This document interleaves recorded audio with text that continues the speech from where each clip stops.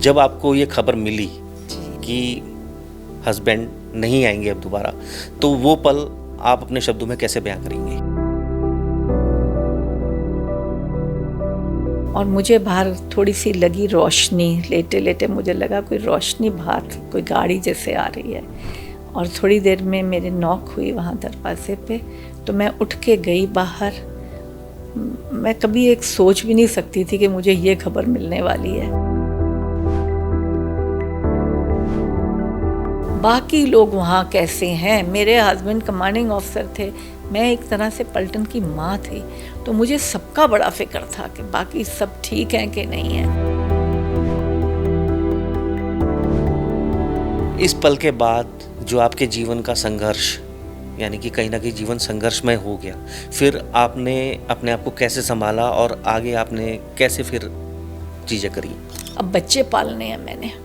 मुझे सबसे ज़्यादा फ़िक्र, आप हैरान हो गए, अपने से ज़्यादा मेरे father in law mother in law का था, क्योंकि वो बहुत डिपेंडेंट थे अपने बड़े बेटे पे, उनको बड़ा मान था। तो मैं सोचूं उनको जब खबर मिलेगी तो उनका क्या हाल होगा।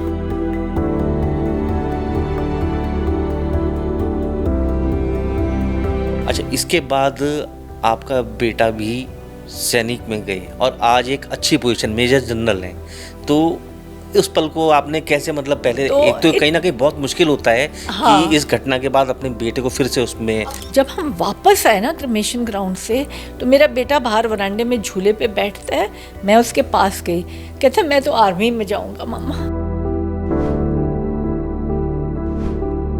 मैम, एक सैनिक की पत्नी और फिर एक वीर नारी के रूप में आपका जीवन कैसे बदला? आप हैरान हो गए कि हमारे वहाँ जवानों की वाइफ्स की डेथ हुई, उनको 14 साल के देवर से शादी कराने के लिए तैयार थे लोग, क्योंकि तब पूरी तनख्वाह मिलती थी अगर देवर से शादी करो तो।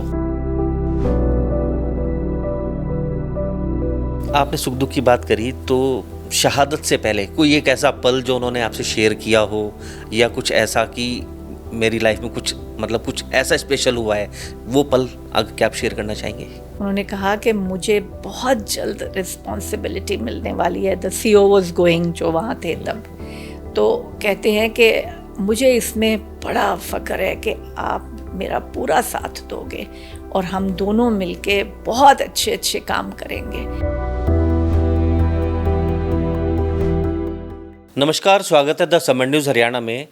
तो जैसा कि अगस्त का महीना चल रहा है और अगस्त के महीने में एक लेफ्टिनेंट कर्नल इंदरबल बावा, जिन्होंने 26 अगस्त को अपने घर से निकले और उसके बाद में वापस ही नहीं आए और देश के लिए कहीं ना कहीं बलिदान दे दिया। तो आज हम बात करेंगे उनकी धर्मपत्नी श्रीमती लिली बावा जी से, जो हमारे साथ मौजूद है। मैम, बहुत बहुत स्वागत है समर न्यूज़ में। नमस्कार। मैम, मेरा सबसे पहला सवाल आपसे ये है कि जब आपको ये खबर मिली कि हस्बैंड नहीं आएंगे अब दोबारा, तो वो पल आप अपने शब्दों में कैसे बयां करेंगे? 13 अक्टूबर रात के 10:30 बजे मैं धाना सागर के पास एक कैंटोनमेंट है, मैं वहाँ रहती थी। मेरे दोनों बच्चे थे। मेरे हस्बैंड को घर से गए काफ़ी टाइम हो गया था, 26 अगस्त को चले गए थे। और मुझे बाहर थोड़ी सी लगी रोशनी, लेटे लेटे मुझे लगा कोई रोशनी बाहर, कोई गाड़ी जैसे आ रही है। और थोड़ी देर में मेरे नॉक हुई वहाँ दरवाजे पे, तो मैं उठ के गई बाहर। मैं कभी एक सोच भी नहीं सकती थी कि मुझे ये खबर मिलने वाली है। तो वहाँ जब लोग अंदर आए तो उन्होंने मुझे हाथ पकड़ के कहा कि ऐसे ऐसे आज ना उनकी वहाँ शहादत हो गई है श्रीलंका में। आप हैरान हो गए कि मेरे अंदर कैसे क्या शक्ति आई कि मैंने उनको कहा कि आप प्लीज़ हल्ला मत करो यहाँ पर, मेरे बच्चे अंदर सो रहे हैं। तब वो 14 और 12.5 साल के थे मेरे बच्चे। मैंने कहा मैं नहीं चाहती कि इस टाइम वो उठे, तो आप मुझे बताओ बाकी सब ठीक है वहाँ पर।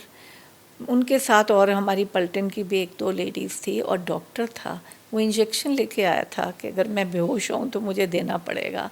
वो इंजेक्शन दूसरी किसी लेडी को उन्हें देना पड़ा, क्योंकि वो बहुत रो रही थी। और मैं कही जा रही थी प्लीज़ आप हल्ला मत करो, कोई बात नहीं, वो मेरे साथ ही हैं हमेशा।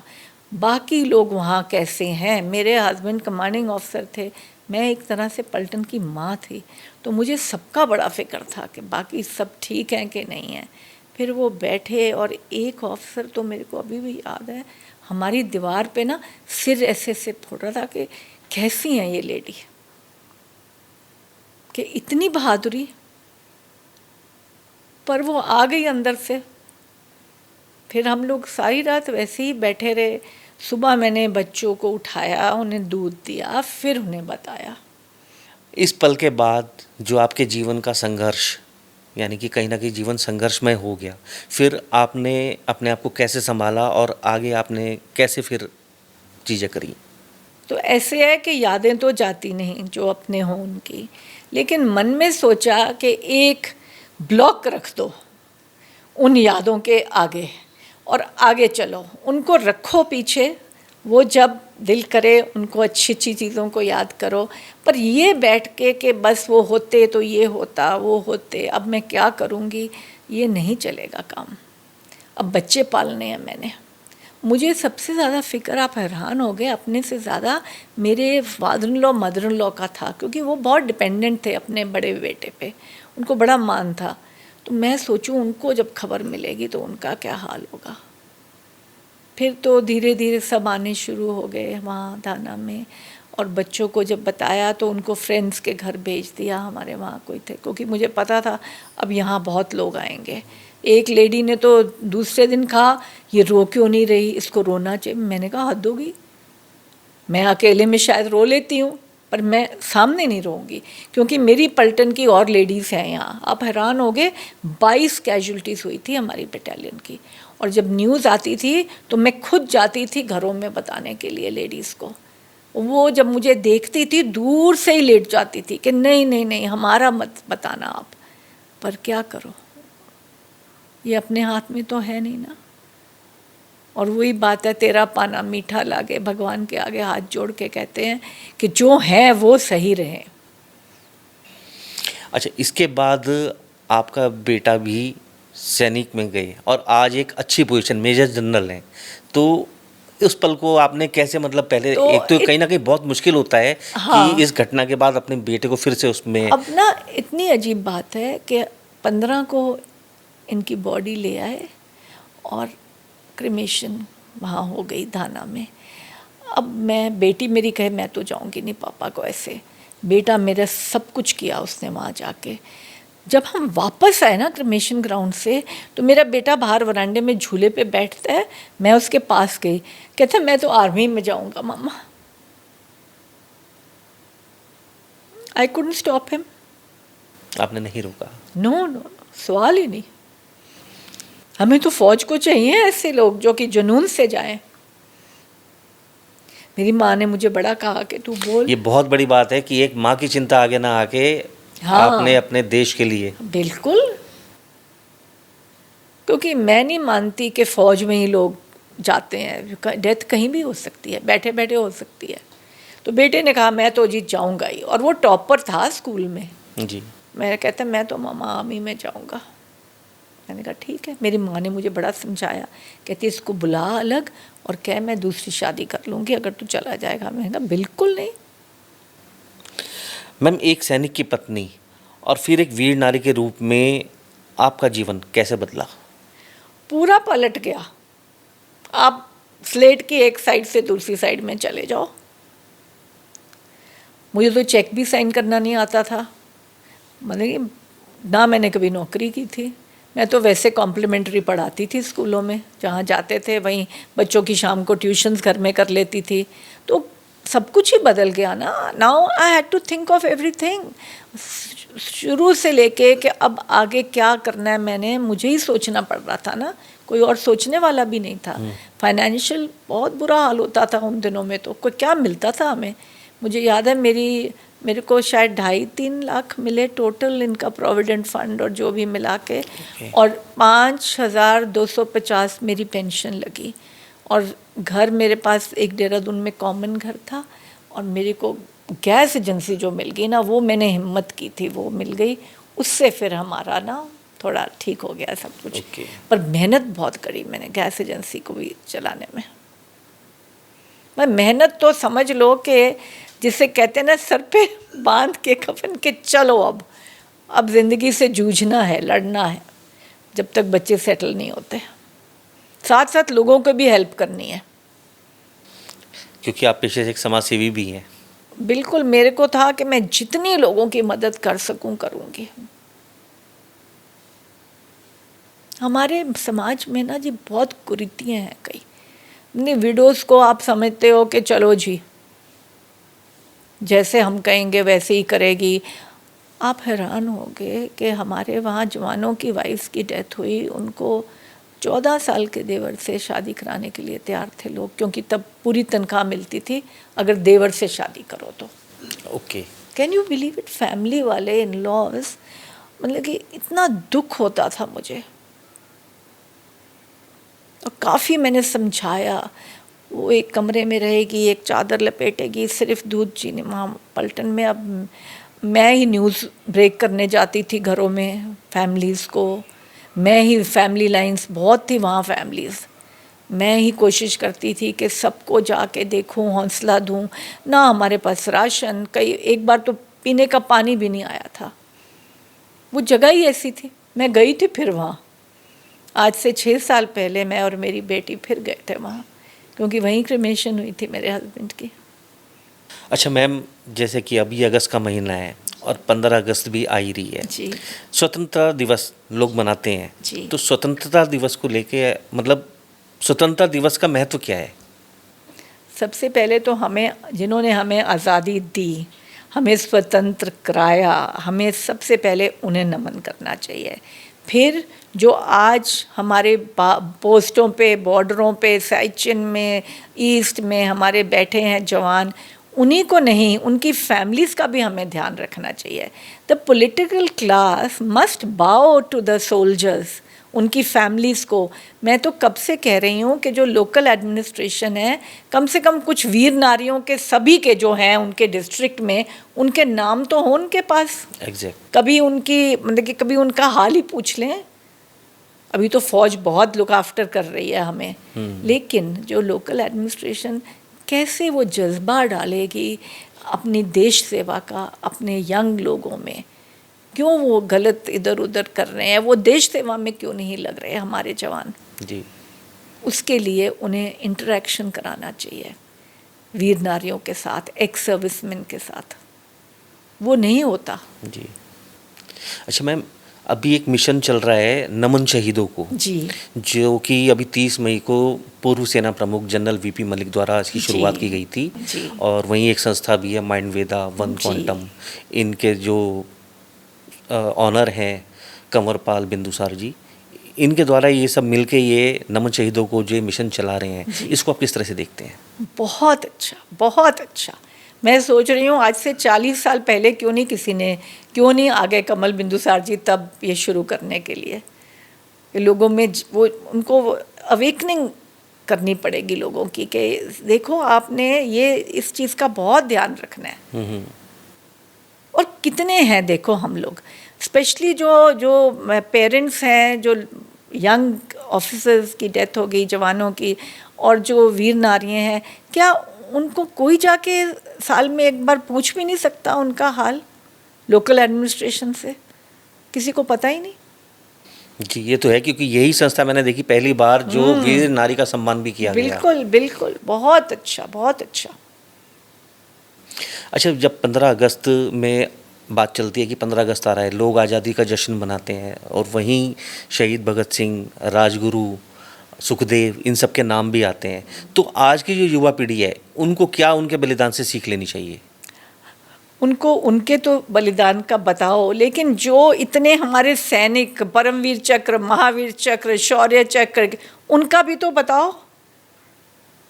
जी। आप किसी से पूछ लो हमारे पीवीसी कितने हैं यंगस्टर से। मैं चाहती हूँ हमारे जितने भी थे महान योद्धा थे, जी। देश के लिए लड़े थे, उनको हमें याद रखना चाहिए, लेकिन थोड़ा आगे भी तो बढ़ो। जो यंग है वो probably they will be able to relate more with the recent happenings. अब जनरल मलिक हैं, क्या उन्होंने कमाल के काम किए हैं वहाँ कारगिल में। कितने लोग हैं जो उनका ऑटोग्राफ लेने जाते हैं कि जी हमें दीजिए। यंगस्टर्स को थोड़ा इस तरफ होना चाहिए, होना चाहिए। होना चाहिए। स्कूलों में लेक्चर करवाओ, मिलवाओ, अपना एक्सपीरियंस बताएं। जी। तो जैसे कि आज के यंगस्टर की बात कर लेते हैं। जी। यंगस्टर मान लो जो लोग सैनिक में जाना चाहते हैं, जी लेकिन कहीं न कहीं वो भटकते हुए भी नज़र आते हैं कि जी। सैनिक की वो सोचते हैं कि नहीं हो गया, या बहुत से लोग जैसे कि हमने सेना ज्वाइन करनी है, लेकिन कहीं न कहीं मुझे लगता है कभी हमने देखा भी है कि शौक के लिए बस ज्वाइन कर लिया फिर वापसी भी कर ली। तो उनके लिए क्या कुछ आप उनको कैसे गाइड करेंगे? ऐसे वैसे कोई इतनी जल्दी छोड़ता तो नहीं जल्दी फौज। नहीं छोड़ता, मैं 100 फौज में से में 1 एक केस कह बार, रहा हूँ। हाँ, तो ये तो सोसाइटी के हर डिपार्टमेंट में ऐसे होता है, लेकिन जो भी जाता है फौज में उसकी ट्रेनिंग इतनी बढ़िया होती है कि मुझे नहीं लगता। अब मेरा अपना बेटा फौज में गया था, he is very happy in the army, I am very happy for him. उनकी वे ऑफ लाइफ देखो ना कितनी अच्छी है। आज जो मैं ऐसे रह रही हूँ ये मैंने फौज से ही सीखा है ना। जी, जी। नहीं तो मैं भी वो सफ़ेद साड़ी और बिंदी उतार के और सब मैं भी बैठी होती। हमें उन्होंने सम्मान दिया, हमें वीर नारी कहा। जी। एक कहा जाता है कि सैनिक अक्सर सीमा पे लड़ाई लड़ता है और उनका परिवार भी कहीं न कहीं घर पे अपनी एक अलग लड़ाई में डेली कुछ ना कुछ चलती रहती है। तो उसको आप कैसे देखते हैं? वो देखिए जी, जब आपने इस प्रोफेशन को चूज़ कर लिया है तो आपकी फैमिली को तो आपका साथ देना ही पड़ेगा। मैं खुद, मेरे हस्बैंड वो ऊपर पिकेट्स में थे श्रीनगर के आगे जाके बॉर्डरों पर। मैं अपने इन लॉज के साथ छोटे छोटे हिमाचल के शहरों में रही, बच्चे पाले, और कभी 2.5-3 महीने बाद एक चिट्ठी आती थी, कभी फ़ोन नहीं आता था। तो देखो जी, ये तो कुर्बानी हमें करनी पड़ेगी। हमारा हस्बैंड अगर वहाँ देश के लिए कर रहा है तो हमें भी उनका पूरा साथ देना पड़ेगा। जो भी लेडी एक फ़ौजी से ब्याही जाती है, आजकल तो अच्छा, आजकल तो जॉब्स भी बहुत करती हैं, आजकल तो सब बदल गया है। हमारे टाइम से तो बहुत चेंज आ गया है जी। एंड पॉजिटिव चेंजेस आए हैं।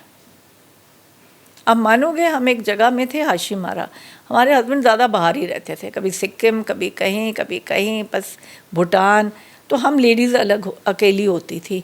मैं रोज़ वेलफेयर सेंटर में वो करती थी लेडीज़ की, जो जवानों की वाइफ्स के वहाँ जाके घरों में एक जगह बैठ के हमने मैक्रमे उनको सिखाया, एम्ब्रॉयडरी, ऐसे हमने बैठ जाना कि इकट्ठे बैठ के एक दूसरे का दुख सुख सुन ले। क्योंकि हस्बैंड्स का तो इन्फेंट्री में मेरे हस्बैंड थे, वो तो ज़्यादा बाहर ही रहते थे, इवन इन पीस स्टेशन। तो कुछ सब काम खुद करने की आदत थी। मैंने तो वो बड़े कैन नहीं होते मिट्टी के तेल के, मैं तो उसमें मिट्टी का तेल भी लेके आती थी डिपो से। ओके। तो मैम, आपने सुख दुख की बात करी, तो शहादत से पहले कोई एक ऐसा पल जो उन्होंने आपसे शेयर किया हो, या कुछ ऐसा कि मेरी लाइफ में कुछ मतलब कुछ ऐसा स्पेशल हुआ है, वो पल क्या आप शेयर करना चाहेंगे? उनको जब कमांड मिलने वाली थी तो उन्होंने मुझे एक बड़ी प्यारी चिट्ठी लिखी थी।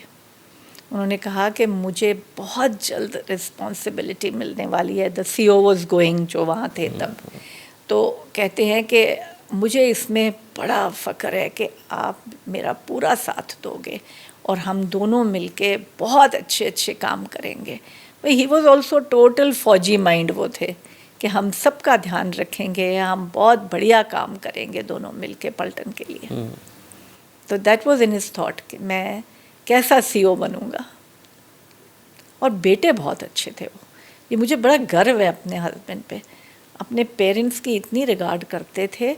जब वो अप्रूव हुए थे एज लेफ्टिनेंट कर्नल, तो पहले देहरादून गए थे मऊ से अपने पेरेंट्स की ब्लेसिंग लेने। मैं और बच्चे वापस चले गए थे कूच बिहार, वो गए थे, कहते मैं अपने पेरेंट्स की पहले ब्लेसिंग ले लूँ। पेरेंट्स की बहुत, I think it's very important. अच्छे ह्यूमन बीइंग, अच्छी values come with respect for your elders. कहीं ना कहीं वो थोड़ी कम नहीं हो रही है आजकल। तो इस कमी को कैसे दूर कर सकते हैं? कमी को ऐसे ही दूर होगा अगर हम अपने स्कूलों में, हम जब बच्चे थे तो हमारी आधे घंटे की मॉरल साइंस क्लास होती थी। तो स्कूलों से शुरू करो ना बच्चों को ज्ञान देना इन चीज़ों का। और घर में जी, सही कहा आपने। तो जैसे कि वीर नारी की बात करते हैं कि वीर नारी का एक इस मिशन द्वारा उठाया गया, जो कि वीर नारी का सम्मान भी होना चाहिए, तो समाज को और सरकार को क्या कुछ इसमें आगे करना चाहिए, कदम बढ़ाना चाहिए? मैंने आपसे अभी कहा कि जो लोकल एडमिनिस्ट्रेशन से ये शुरू करें, उनको ढूंढना चाहिए। हमारे नाम सब होते हैं सैनिक बोर्ड वालों के पास, उन्हें एटलीस्ट एक बार 6 महीने में ही उनका कोई भी आके पूछ ले हमारा हाल कि जी हमें वहाँ उन्होंने भेजा है, आप सब ठीक हैं, कोई आपको तकलीफ़ तो नहीं है, हम कोई मदद कर सकते हैं। देखिए मेरा तो अब हो गया 40 ईयर्स, अगले साल हो जाएंगे इनको गए, पर यंग वीर नारी हैं, उनको बड़ी दिक्कतें आती हैं जी। कोई उनका हाल ही पूछ ले, बस इतना ही बहुत होता है। कोई प्रॉब्लम है तो वो सुलझा दे उनकी। देश के उन परिवारों को आप क्या कुछ मैसेज देंगे जिनके बच्चे सेना में जाना चाहते हैं? ज़रूर भेजिए अपने बच्चों को। आपके बच्चे में अगर जुनून है फ़ौज में जाने का, तो आप सबसे खुशकिस्मत माँ बाप हो। आपका बेटा अपनी पूरी ज़िंदगी अपने फ़ौज और देश के लिए निछावर करने के लिए तैयार है, तो आपको इस पे फ़ख्र होना चाहिए। वो भी इजी वे ढूंढ सकता था सिविल स्ट्रीट में करके अपना काम। पता है कितना टफ़ है फ़ौज में इनका रूटीन, बहुत टफ़ है। मैंने तो अपने हस्बैंड को देखा, फिर बेटे को इतने साल से देख रही हूँ। इनको जो होता है ना, इनकी पर्सनैलिटी अलग हो जाती है और देश सेवा ही इनके लिए सुप्रीम होती है। तो आपको एक घर में बैठा एक देश की सेवा करने वाला बच्चा आप दे रहे हो, इससे ज़्यादा फ़ख्र और क्या होगा किसी माँ बाप को। और मैं तो खुद इनके बाद मैंने सोच लिया था कि जैसे ये जिए हैं मैं वैसे ही जीऊँगी। सेवा कोई भी ढंग से, सेवा आप कैसे फ़ौज में जाके भी कर सकते हो, वैसे भी कर सकते हो। तो सेवा करूँगी मैं कल हफ्ता पहले ही आया था। मैं ड्रेसिंग टेबल, आर्मी के होते हैं ना, एक स्टूल होता है केन का, सामने शीशा लगा होता है, उसके आगे थोड़ा सा फट्टा होता है। तो मैं ड्रेसिंग टेबल पे बैठ के ऐसे कंघी करने लगी हूँ। मेरा बेटा 14 साल का था, वो पीछे पटका बांध रहा है। तो मैं देखती हूँ कि मेरे ना ऐसे कंघी करती हूँ तो मेरे सफ़ेद बाल, तो मैं कहती हूँ बेटे को कि बेटा मेरे तो बाल भी सफ़ेद हो गए, पापा अभी तक नहीं आए। ये सपना मुझे आया था। और ये कब आया था? बस उनके जाने के कुछ देर पहले ही। कुछ देर पहले? हाँ, उन्हीं दिनों में। मैंने कहा क्या फजूल सा सपना आया मुझे। यानी कि देखो इंटीमेट आपको हो चुका था। हाँ, मैंने ऐसे कंघी और वाइट, मैं कहती हूँ हाय, मैं 35 साल की थी, तो मैंने अपने बेटे को कहा कि मेरे तो बाल भी सफ़ेद हो गए, I have gone grey and your पापा हैजंट इवन कम बैक। तो भगवान मैसेज भेज ही देता है ना किसी तरीके से टू प्रिपेयर। पर मैं ना मैं नहीं कहूँगी मैं रोई नहीं, अकेले में रोती थी मैं, पर सामने नहीं मैं बच्चों के रोई बिल्कुल भी। हमने कुछ दिन बाद दिवाली थी 13 अक्टूबर के बाद, तो बच्चे कहें कि आप कह रहे हो, मैंने उन्हें समझाया था कि सब सेम रहेगा। मुझे खबर मिल गई थी कि इनकी लास्ट पे ड्रॉन मुझे मिलेगी एज पेंशन। ओके। तो मैंने कहा बेटा विल बी वेल ऑफ, हमें कोई प्रॉब्लम नहीं होगी। तो जब दिवाली आई तो मेरा बेटा कहता है आप कह रहे थे हम सब वैसे ही रहेंगे, तो हम दिवाली मनाएंगे क्या? मैंने कहा बोले मना लेंगे। तो मैंने फुलझड़ियाँ मंगाई, तो उसने जलाई, तो पूरे स्टेशन में अंधेरा, किसी ने लाइट तक नहीं जलाई। But just to tell him कि life is same, I will make sure that your life doesn't change. पर चेंज तो हुई ना। जी, मेरा आखिरी के 2 सवाल हैं। 15 अगस्त लोग मनाते हैं, बहुत जश्न मनाते हैं कि देश आज़ाद हुआ, देश आज़ाद हुआ, लेकिन क्या आपको नहीं लगता कि देश कहीं ना कहीं राजनीति में, धर्मों में बट गया? तो आज़ाद कैसे हुआ? हाँ, मैं आपसे बिल्कुल सहमत हूँ। जो गरीब हैं वो अभी भी बहुत गरीब हैं। मुझे इसका बड़ा दुख है कि हम स्टैंडर्ड नहीं रेज़ कर सके अपने, जो हमारे मिडिल क्लास के लोग हैं, हमारी लेबर क्लास है, ये हम क्यों नहीं कर पा रहे। जॉब अपॉर्चुनिटीज़, कोई नई इंडस्ट्री, कोई कुछ। वैसे तो हम आज़ाद हैं, नहीं, मैं आज़ादी को बहुत वैल्यू करती हूँ। मैं चाइना भी घूम के आई हुई हूँ। हम बहुत खुश देश हैं, मैं आपको बता दूँ। We are an being an independent nation, we have the right to speak anything, to go anywhere, to do anything. देश सचमुच में बहुत रोबस्ट आज़ाद है. आप पे कोई रोक टोक तो नहीं है ना? हाँ, रोक टोक नहीं है. तो आज़ाद है देश, लेकिन कुछ अगर हम लोग करप्शन ख़त्म करा सकें Exact. और अपने जो हैं मिडिल क्लास की जो हमारी लेबर क्लास है उनका स्टैंडर्ड ऑफ लिविंग थोड़ा ठीक करा सकें, तब मैं मानूंगी कि वाकई हमारे जो है ना देशवासी सब एक तरफ सोच रहे और सबके पास ये है कि वो मदद कर सकें. आप अडॉप्ट कर लो चलो 4-5 फैमिलीज़ को, व्हाई नॉट. लेकिन कहीं से तो ये आवाज़ उठे ना, कोई तो ऐसा आए जो कहे, जब इतनी मतलब कि ज़्यादा वहाँ आपने देखा जंतर मंतर में क्या क्या हुआ, अरे कोई तो ये भी कहो कि चलो हम देते हैं, हम करते हैं, कुछ करो तो सही. बिल्कुल, बहुत सही कहा आपने. See doing not thinking is important. स्वतंत्रता दिवस को लेके क्या कुछ देशवासियों से आप मैसेज देंगे? मैं तो यही कहूँगी कि अपने देश से प्रेम करो, अपने देश से भक्ति का भाव रखो, और अगर आप छोटे छोटे भी काम अच्छे करोगे तो वो आगे जाके देश की ही फ़ायदे के लिए होंगे. जैसे किसी की मदद कर दो, कोई सड़क पे एक्सीडेंट हो जाए, लोग चले जाते हैं. भाई देशभक्ति होती है देश के जो वासी हैं उनके साथ प्रेम. हमें किसी को भी ना डिमीन नहीं करना चाहिए. हमें किसी को, अब अगर चोरी कर रहा है तो क्यों कर रहा है, उसका रीज़न पहले ढूंढो. ये तो थोड़े से ना गवर्नमेंट लेवल पे भी हमें, और सोशल संस्थाएं हैं जो करती हैं, मैं मानती हूँ वो लोग भी करते हैं. अब एक दूसरे की मदद, अब जैसे हमारे सेक्टर में वेलफेयर ऑर्गेनाइजेशन है, they do a lot for the residents. तो ऐसे ही धीरे धीरे एक पिरामिड को बनाते जाओ, लोगों की मदद करते जाओ. तो मैं तो यही कहूँगी अच्छे इंसान बनो, अच्छे देशवासी बनो, और जितने भी हमारी मिलिट्री फोर्सेस हैं प्लीज़ उनकी बहुत इज़्ज़त करो, उनकी फैमिलीज़ का ध्यान रखो, और देश सेवा के लिए अपना पूरा, जिस भी पोस्ट में आप हो, जो भी आपका है, आप प्लीज़ ये अंदर रख लो कि सबसे ऊपर देश, फिर कुछ और.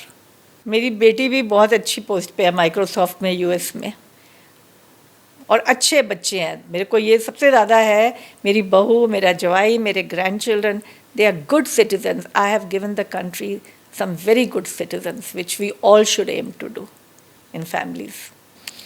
शुक्रिया मैम, बहुत बहुत हमसे ख़ास बातचीत के लिए, और सलाम है आपके जज्बे को जो आपने अपने जीवन के अनुभव हमें बताए और अपने जीवन के संघर्ष को इतना बखूबी बयां करके बताया, क्योंकि कहीं ना कहीं आप उनके लिए प्रेरणादायक हो. जो वीर परिवार, जो लोग शहीद हो गए हैं, उनके परिवार के लिए भी आप कहीं ना कहीं प्रेरणादायक हैं. तो आपको आज हमने लिली बाबा के सीधी बातचीत कराई कि क्या कुछ उनके जीवन का कैसे संघर्ष रहा और कैसे उन्होंने अपने जीवन बिताया, और कैसे आज उनके बच्चे स्टेबल हैं अपने जीवन में. हर उनके जो बच्चे हैं अपने एक मुकाम पर हैं. चाहे इनके बेटे की बात करें, वो एक मेजर जनरल हैं, यानी कि अपने पिताजी से 4 कदम आगे हैं. तो सलाम है लिली बाबा के जज्बे को, और बने रहिए ऐसी खबरों के लिए द समर न्यूज़ हरियाणा के साथ. जय हिंद, जय भारत.